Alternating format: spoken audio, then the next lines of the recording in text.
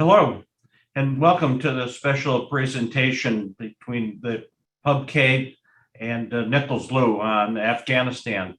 The tragic events over the last couple of days have drawn a new attention, a new urgency to addressing what government contractors can do during this middle of this crisis to minimize the risk, maximize the opportunities for performance and recovery.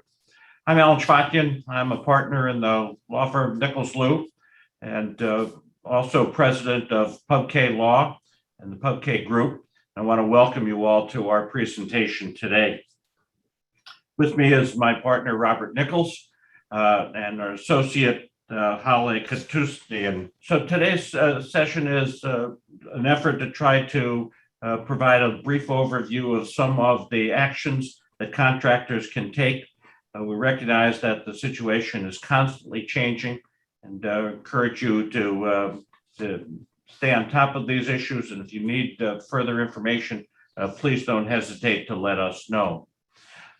Like all presentations, I want to start with a brief disclaimer that all of these legal issues are very fact specific and require not only a knowledge of government contracts law, but a little bit of creativity to minimize risk.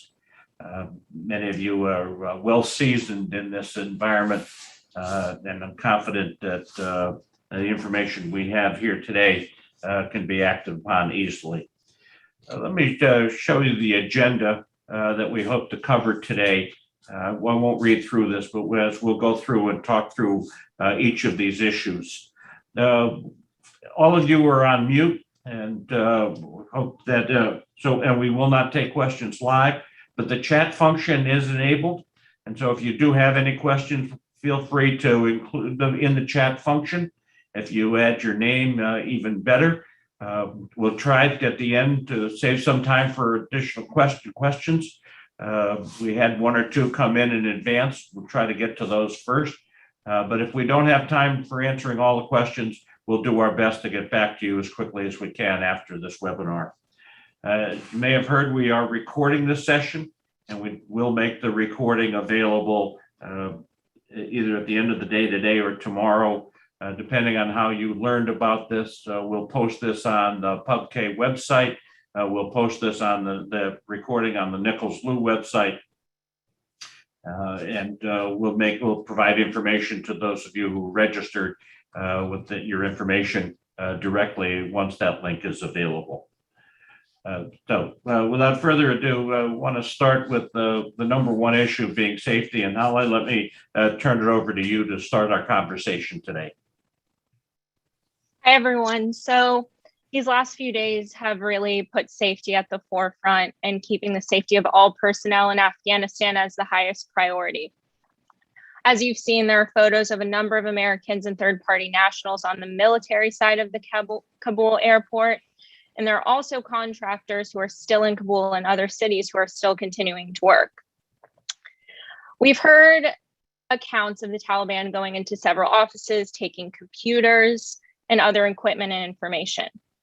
We currently know that the Taliban is meeting with different organizations today in the coming days to talk about them staying in the country and continuing to do work. Of course, we don't know what those conditions will be, what the security situations will be, and who will be invited to stay. Currently, we're anticipating most of those contractors will be those focused on humanitarian work. And as I mentioned, one of the primary questions here is, will it be safe? So going forward, we'd like everyone to document the actions being taken and any costs being incurred by increasing the security and facilitating the departures going forward. USAID currently is instructing individuals to keep working in the country and not authorizing them to pull out. So going forward, we would like to advise everyone to document all actions taken and all costs incurred to facilitate security or those departures. That's for one of two reasons.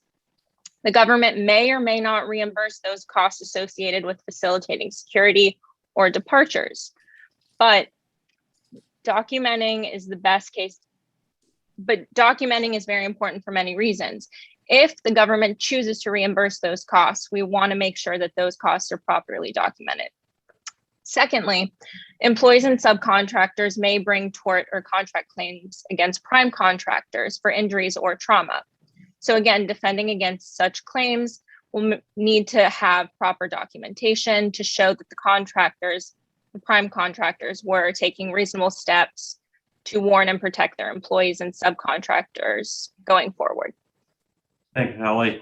So the takeaway, not only from the issue on safety, but the issue across the whole conversation today is to document. And we know that it's not possible to ask some people who are in the middle of trying to find a way out or disruptions taking place in Afghanistan.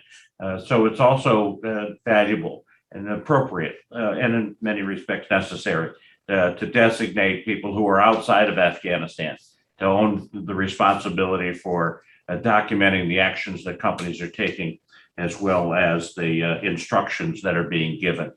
You can find alternative ways of getting communications into or out of Afghanistan. That would be valuable. The general rule, and as Holly alluded to, follow the U.S. government's direction to the extent that you have it. And more often than not, in circumstances such as this, there's going to be long periods of time where we're not going to get any direction.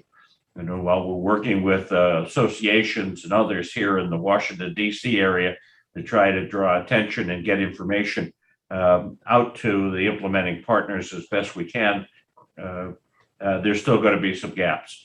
If you have continuing questions, don't hesitate to raise those to us, and we'll do our best to raise those to U.S. government officials or to others who are working with us on these issues as well. Alan? Yes. I'd like to break in on this one. I've talked with lawyers at USAID, the State Department, and DOD in the last day or so to make sure that we're on top of what direction they're giving out. Paul Foldy put a comment in that USAID told everyone on Saturday, United States citizens and third country nationals should immediately depart Afghanistan. Do not wait to be evacuated. I think part of what we're seeing is mixed messages from the government. I've heard from some of our clients who are saying our contracting officer is asking us to stay in country and continue performing.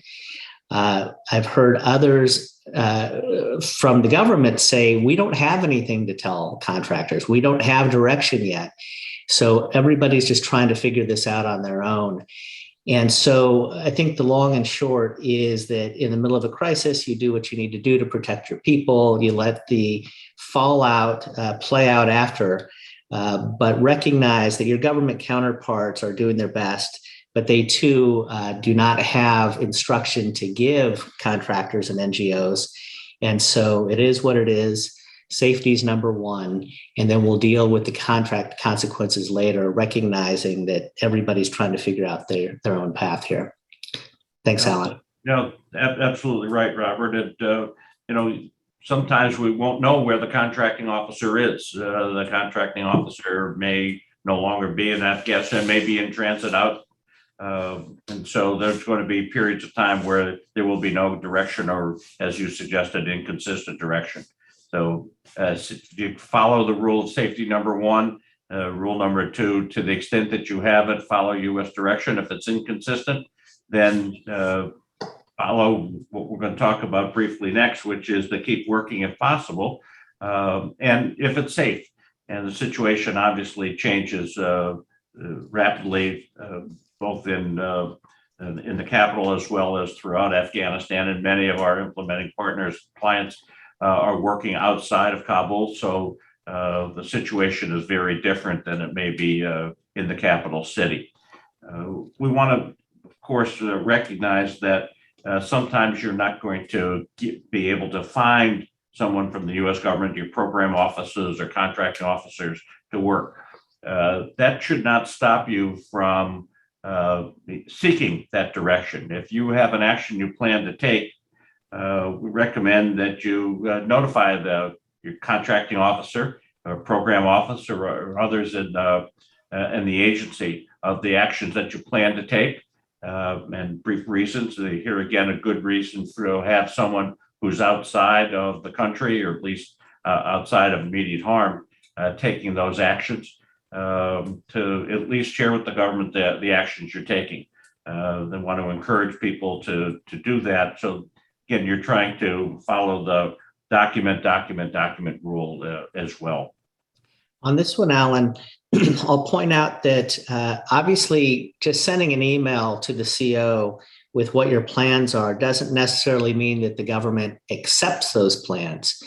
But if you lay out what your plans are and describe why they're reasonable, and you don't get an answer from the government, when you go to seek recovery of costs later on, we have had situations where the boards in court have said, government, you had an opportunity to object and you didn't.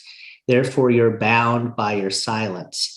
And so even if you're not hearing anything back, putting in writing what you're doing, why it's reasonable, and hoping for a response is better than not communicating at all. And that works as well, not only for as a prime contractor back to the government, but as it relates to your subcontractors and employees as well. And so keep the lines of communication open, let them know what you're doing, what you intend to do as best you can. And by putting those, providing that information, you're best positioning yourself for future claims and defense for and recovery for claims or against defending against audits. And we've seen that circumstance manifest itself many times, not only in Afghanistan, but Iraq and the Ebola crisis and others as well.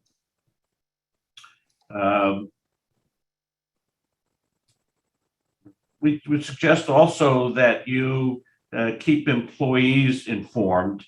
That is not only expats or company employees, but third country nationals or host country nationals, Afghani employees, third country nationals who are working, to the extent that you can notify them, even with a blast email or a single piece of paper that tells them what to expect. That would be helpful as well. And we recognize the crisis environment that's taking place, and normal behaviors aren't likely to be able to be carried through. But nevertheless, these simple steps, or doing what you can, is going to be very, very important, and particularly in dealing with local nationals who are obviously, many of them are at the forefront of the program work that our companies are doing.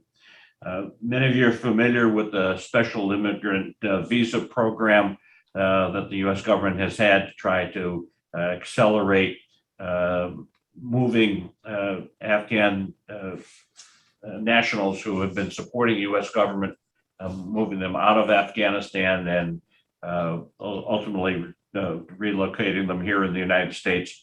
In the short term, it's getting them out of Afghanistan and getting them elsewhere, whether it to be to Qatar or some other location.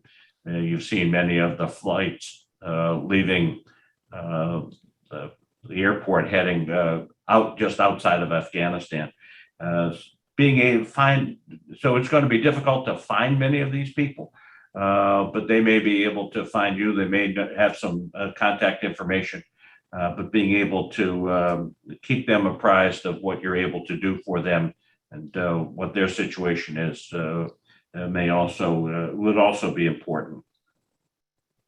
But we know the limits. We've seen some of the press reports that individuals are reluctant to carry with them any identifying information that says they're applying for or even being eligible for that special immigrant visa program or the other programs that the U.S. government has. So, but providing the updated information, or at least periodic information as it changes, I think will be very, very valuable as well. Robert, turn it over to you for comments on information protection and money. Yes, thank you. So as everybody, I think, can tell, there are really two buckets of legal risks that contractors and NGOs face here. One is tort suits by their own employees if they have been harmed or face threats. Unfortunately, we've defended a lot of tort suits over the years from employees of organizations working in Iraq, Afghanistan, Sudan, Cuba, where employees or subcontractor employees were hurt and they claim, well, you failed to warn me of the risks or you failed to protect me. And so we anticipate that we'll see more of those suits here. One thing that companies, we started advising companies years and years ago to do in deploying people overseas is to get releases from them if possible. If you don't have releases from your employees now, you can certainly make sure that you're warning people about the situation. You can try to get releases if they want to stay. We've actually talked with several clients, especially in the humanitarian sector, who are performing all sorts of medical services for the Afghan public, COVID-related issues. And so we understand some organizations are going to want to stay, even some that aren't involved in humanitarian. We've got one contractor that is in the middle of working to build several roads. They're almost done with the roads and they don't want to abandon these things. And they're relying on local contractors to keep finishing the work there. I think that's an option that may be a safe option. We, in addition to US contractors that are working with local contractors, we also have clients that are Afghan contractors that are ready, willing, and able to take on work as subcontractors for projects that need to continue, but the U.S. folks or third country nationals want to leave.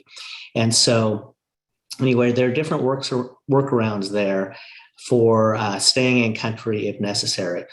I note that Paul Foldy mentioned that USAID told everyone on Saturday to immediately depart Afghanistan, but that's not consistent messaging. As I said earlier, at least one of our clients has been told by the contracting officer, we would really like you to stay. And so these things all have to be dealt with from a security perspective first, but recognize the potential tort suits. In addition to the tort suits, there's this bucket of contract issues. And unfortunately, we've seen a lot of screwy types of claims from the government against contractors. And we don't know how this one's going to play out yet. But one of the first items of direction is to destroy information. To the degree possible, the US government does not want the Taliban to get a hold of information on the US government's activities in country, who the local partners are, what work they're doing. This is partly to keep people out of harm's way, but partly just as a matter of government policy, not wanting information to fall into the wrong hands. We know numerous clients that have shredded documents or deleted documents. If you're going to do that, it's a good idea to keep a copy, an electronic copy elsewhere of those documents, because everybody knows claims and audits can last for years after. And, you would have a good excuse to say we lost our documentation, but it's better if you actually have a copy of your documentation. So if you can keep electronic copies elsewhere or move them out of country, that's a good idea. To the degree that you cannot destroy the documentation, it's best to try to at least have a sense of what documentation is there. And I'll give you a very quick example. We had an audit for a client some years ago where the documentation necessary for the audit had been destroyed in a tornado. The tornado hit a warehouse and the top blew off and several boxes were destroyed. Well, the government said, nice excuse, how do we know that you even had this documentation and that it really was destroyed? And the answer was because we actually inventoried all the boxes in the warehouse the contractor had. We know what was in every box, and we have a list of all the boxes, and we know which ones were destroyed. So we can tell you definitively that the boxes that had these audit document or these financial documents in them were among those that were destroyed, and the judge accepted that as good evidence of that situation. Robert, let me just interject on this information side, because just coincidentally the other day, the Inspector General of the Department of Defense issued a set of management report for government officials on how to move, disable, or destroy information, sensitive equipment, and others, and raising concerns about both the lack of time available, but the failure to follow government procedures for government agencies. And I think the message here is important of being able to at least catalog, and to the extent that you can move that, if you have it on company servers, just to disable the server locally, destroy that machine or the memory, but if you can move that on a thumb drive or other ways, so much the better. But the government is going through the same challenge, and I suspect will be the primary target for the Taliban. But in the interim, it'll be looking for that black smoke as well. My friend Lauren Camilli says, what if we cannot safely keep a copy? Well, again, safety first, but it would be great to have as much contemporaneous documentation as necessary. So as bizarre as this may be, if you've got people departing and they know that what they've left behind, have them start memorializing it, putting memos to the file as to what has been lost, what did exist, what has been lost. The more that you can demonstrate now that documents were destroyed by a cause beyond your control, the better off you'll be if those documents are needed later on. The next topic is moving money. And this is a tricky one. As some of you are aware, there has been a lawsuit over the past couple of years against a number of contractors and NGOs working in Afghanistan that claimed that they either intentionally or inadvertently passed money on to the Taliban, and that in doing so, they were sponsoring terrorism in violation of U.S. sanctions laws. These lawsuits are being hotly disputed. There are, dozens of defendants and dozens of law firms. I actually went to a meeting. We're representing one of the defendants. I went to a meeting where there were about 50 lawyers in this meeting, coordinating on all of the defenses. These are a big deal. These are existential threats when you're accused of providing funds to the Taliban. Well, right now we have a situation where organizations have cash in their offices, where they have bank accounts in Afghanistan banks. To the degree that money is left behind, obviously you risk allegations of letting money fall into the hands of terrorism. You may have good defenses for it, but that's not a position you want to be in. To the degree you can move the money out of the country safely, that is the best move. To the degree you can't, memorializing why you were not able to and what steps you took is the way to go. Terrence Raley asked the question, what obligations do U.S. contractors have, if any, to what appears to be a new government that came into power through force? It's an excellent question. We have had clients that have been approached by the Taliban. Taliban shows up their offices and says, we want you to stay in country and continue doing work here, or we don't, or we're going to take your computers, or, dealing with this new government coming into play is so complex because it is the Taliban. They are designated, at least in some respects, as a terrorist organization. And yet we expect them to very quickly pivot to taxing everybody in country, acting as the legitimate government and imposing taxes. We have already, before they took over, seen the Taliban threaten several clients saying, we are a shadow government in Afghanistan. We have our own health ministry. To the degree you're going to be here in country providing health services, we need you to work with our health ministry. And by the way, we need to fund our health ministry, so we need you to pay taxes to our health ministry as well. Well, that theoretically could be against U.S. sanctions laws. So I think your question, Terrence, what do we do with this new government coming into power? One of the first things you want to try to do is get clarity about whether the U.S. government will allow contractors to pay taxes to that organization or pay any type of other funds to them. But for the time being, we go back to safety as number one and get direction from the US government about how they want you to deal with the Taliban. But right now, we don't believe any direction has really come out other than stay safe. And for those of you who want to stay, go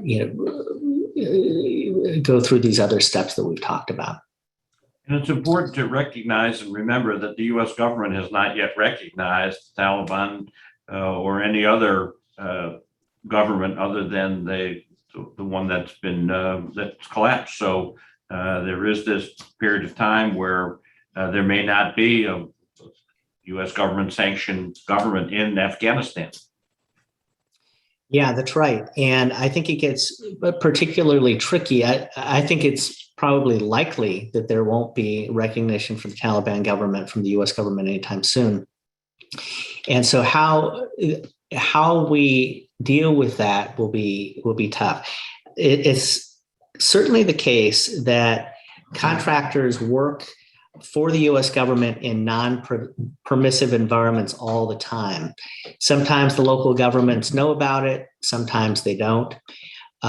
It obviously creates risk to contractors a lot. But this added aspect that the Taliban is still considered by the U.S. government to be a terrorist organization, and providing them anything of value that can be helpful to them, including money and other property, for example, technically creates legal violations for contractors and NGOs in country. And that's where I think you want to be very careful not to step over the line and to document all reasonable steps on this. Same goes for protecting property. As Hale mentioned, we've had some of our clients tell us that the Taliban is coming into offices, seizing computers, other electronic devices, phones, etc. So many contractors have government furnished property, or they have purchased property that title has passed to the government for. So the government actually owns that property. And to the degree that the contractor loses the property while they are in control of it, technically the government has a claim. And whether they pursue those claims or not, and whether you have adequate defenses or not, will have to play out over time. But the bottom line is they do have a claim if you lose this government property and it falls into the hands of the Taliban. I can see scenarios where the government says, hey, it's a contract where you were responsible for this. You should have planned ahead, which would kind of be ironic, but I can see those arguments. And so right after moving money is protecting property. The last topic that we had planned to talk about, and then we will turn to more questions, is preparing for audits and claims. Obviously, this is not the priority, but it is the reality that there will be audits and claims of Afghanistan contracts for years coming out of this. It's interesting. We are constantly focused on how to prepare yourself for audits and claims by documenting everything.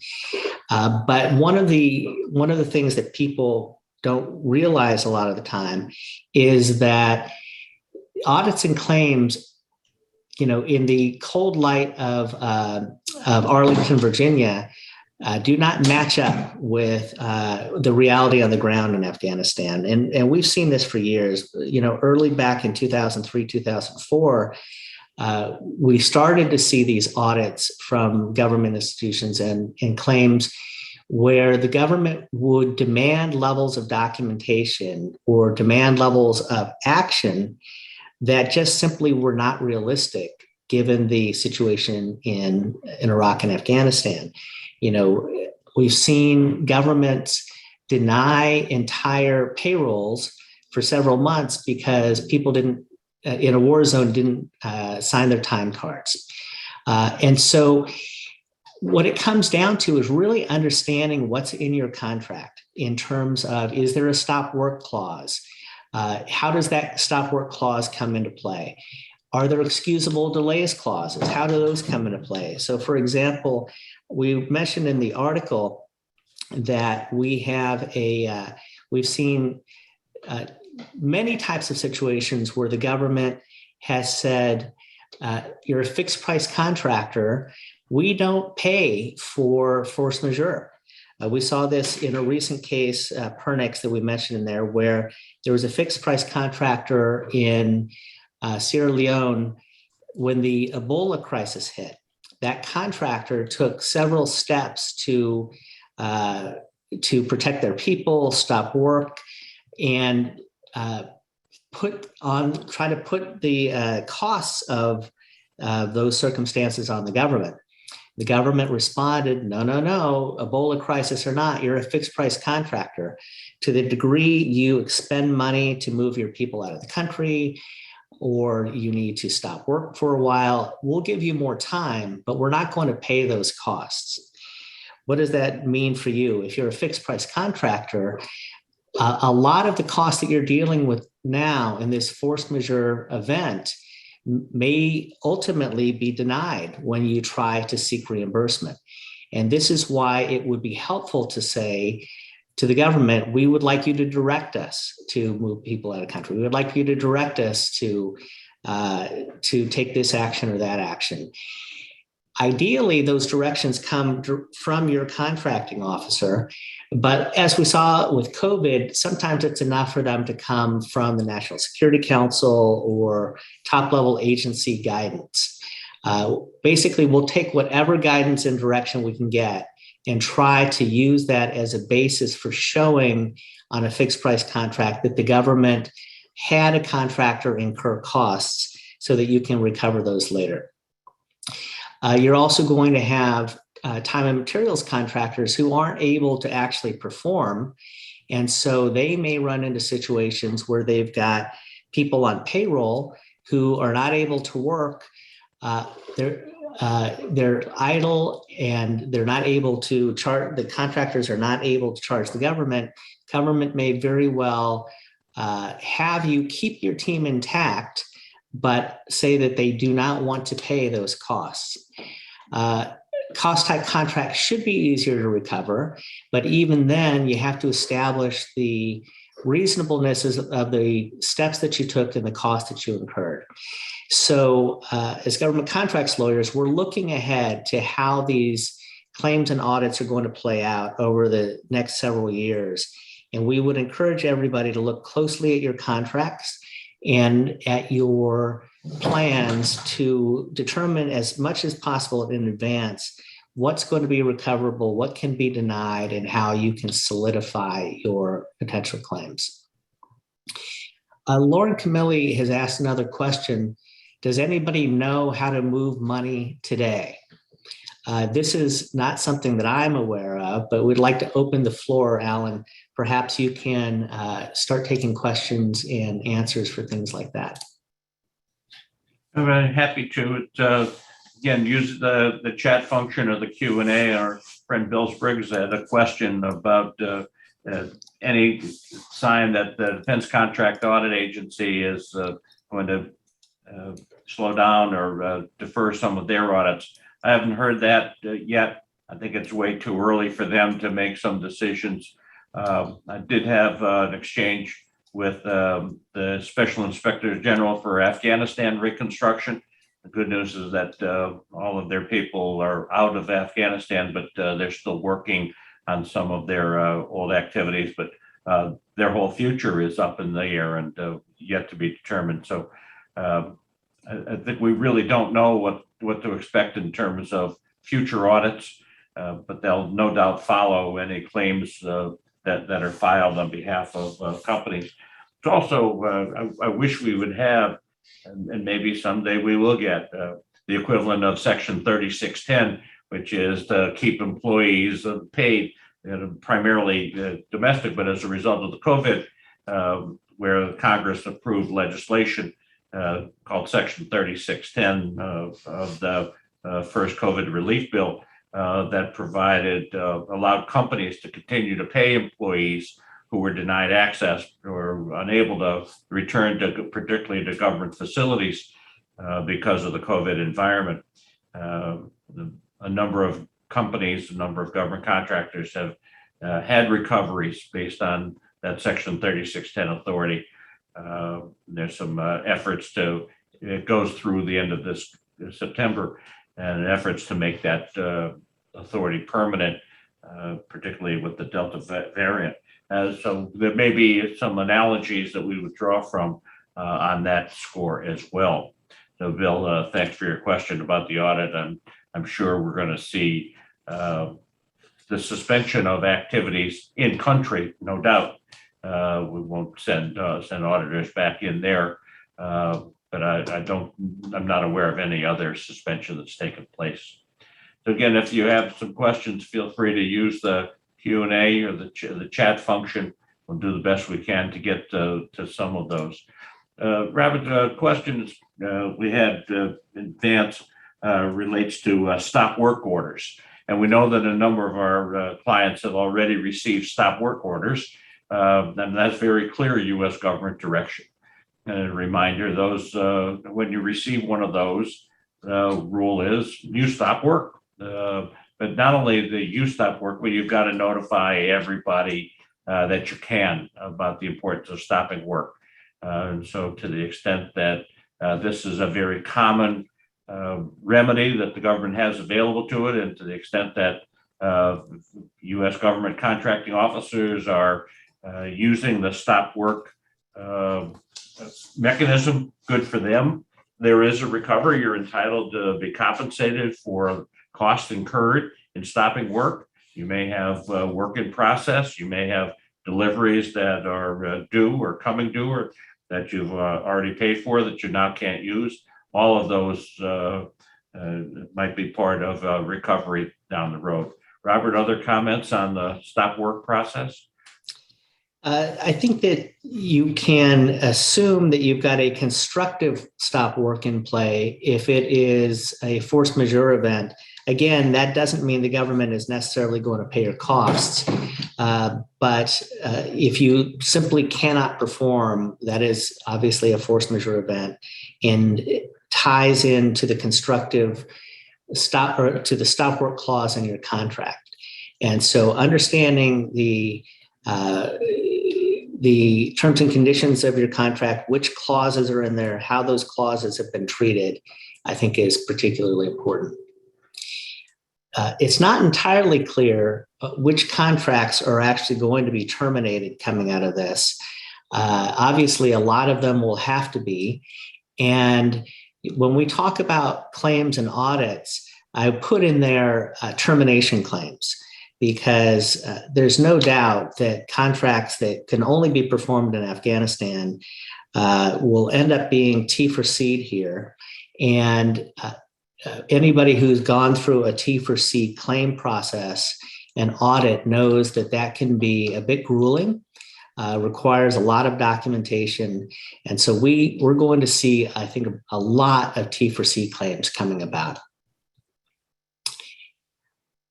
Halawiki has pointed out in the chat that companies should not forget to notify their relevant insurance carriers of potential losses, people, property, funds, etc. We work with a lot of organizations, and we can tell you definitively there is no consistency in insurance policies from one organization to the next as to what coverage will come into play and what exclusions will come into play. But now's a good time to start looking at your policies and to be filing claims or notices of losses as soon as you can. Thank you, Ellie. Thanks for that that comment. And it goes for other suppliers as well that you're working with, your financial institutions, not just insurance companies, but banks, and sometimes you're working using depository institutions outside the U.S., even outside of Afghanistan.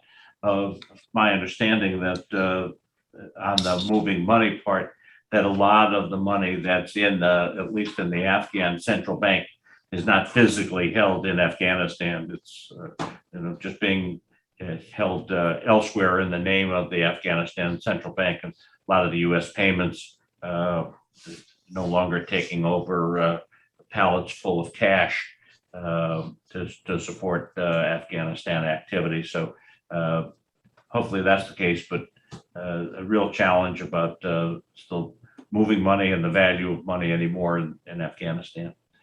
Go ahead. Yeah, under the Q&A, Bill Spriggs has a couple of questions. The first is this an act of the public enemy that becomes a defense to a termination for default? I believe so, assuming that the Taliban takeover was the reason for the default. Or it's an interesting situation. We've actually, it reminds me of one of the first cases I worked on 20-something years ago, where our client had been terminated for default on building parts of an Air Force base in Manila in the Philippines. They were terminated, and to their good fortune, a volcano erupted and covered everything where they were supposed to be building. So even though they had been default terminated for failure to perform, the default termination ended up having to be canceled because the evidence itself was destroyed. And so not that we wish anybody to be default terminating, but if the default occurred before this and the evidence is destroyed, that may be one wrinkle. If this is the cause of a default termination, I think it's safe to say the government would recognize that as well. Yeah, so Bill also asks, any word from DCAA on suspension of audit activities? I got that one. Yeah, I've talked about that. I haven't heard anything from them, and I think it's too early for them, or frankly, from any of the other audit activities, whether it be OIGs or others in the non-defense agencies who are doing audit work. Yeah.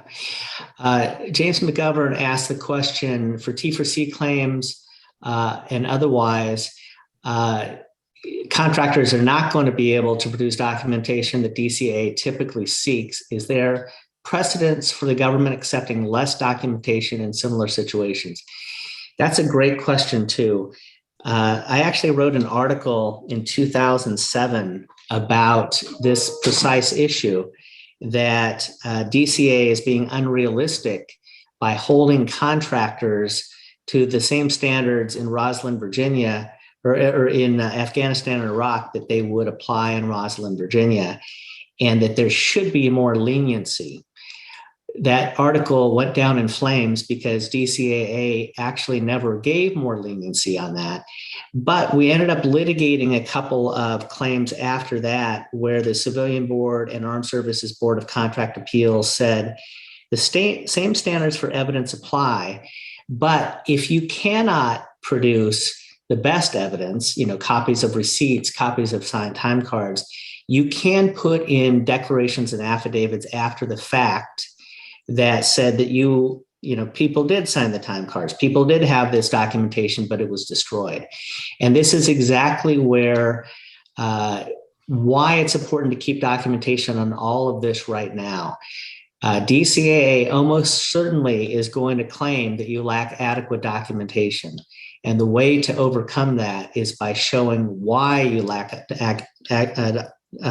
adequate documentation, and that you've given the next best available answer, whether it's declarations or testimony or something to that effect. So that's exactly why we say prepare and plan ahead.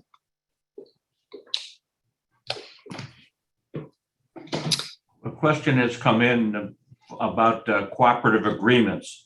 And does USAID cooperative agreement holder need specific information and approval from the agreements officer to incur expenses for Afghan nationals working remotely from a third country?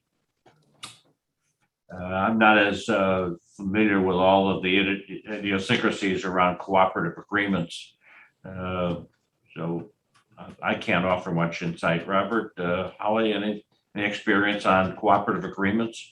Can you repeat the question, Alan? Yeah, the question is, if you've got Afghan nationals working who are displaced and now in a third country, let's say Qatar, and they're able to continue to work, do you need approval from the USAID agreements officer to continue to pay them under that cooperative agreement? An interesting question. It's obviously a very fact-specific question, but I think that my advice to any of our clients would be see if you can get government agreement to that effect. But if the government's not going to answer, substantiate that they really are working on this contract, that they've got adequate supervision, and that the government has not asked them to stop work on the contract. So proceeding is an appropriate way to do it. And then as long as there's no reason not to pay them, i.e. stop work orders, et cetera, then you should be able to continue performance from elsewhere until the government tells you to stop working and continue incurring and getting reimbursed for those costs. And I think that's, again, the key takeaways is keep working unless told otherwise, or unless it's unsafe to do so. Document as much as you can and recognize that that documentation may have to be undertaken by somebody who's no longer in Afghanistan or never was in Afghanistan. It's just the actions that you're taking, as they may be in the best position to be. They're not so worried about the personal safety or individual travel to safety in order to collect that information.